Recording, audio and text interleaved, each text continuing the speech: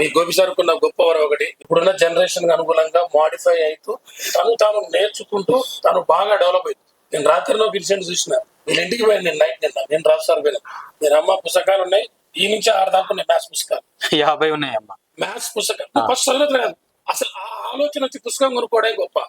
మనం ₹1,00,000 ఖర్చు పెడతాం కానీ పుస్తకం మనం సార్ పుస్తకం కూడా, కానీ ఫస్ట్ చూసిన పుస్తకాలు మాత్రం చదువుతున్నా లేదో నాకే తెలియదు, కానీ పుస్తకాలు చాలా ఉన్నాయి.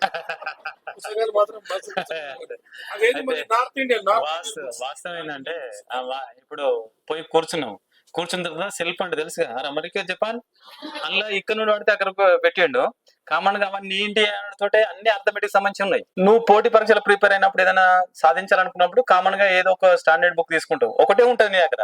అందుకే ప్రతిసారి చెప్తున్నావు, ఒక ఫ్యాకల్టీ చెప్పేది మినిమం 10 బుక్స్ ఉంటాయి. ఈయన దగ్గర లెక్క పెట్టిన నేను 1, 2, 3 లెక్క పెడితే 48 బుక్స్ ఉన్నాయి అర్థమెటిక్ సంబంధించి, డిఫరెంట్ అన్ని కలిపి. అది కాన్సెప్ట్ అంటే ఒక్క మోడల్ కూడా మిస్ కావద్దు, ఒక్క విద్యార్థి కూడా జాబ్ కు దూరం కావద్దు అనే కాన్సెప్ట్ తోటి ఇక్కడ చెప్పడం జరుగుతుంది.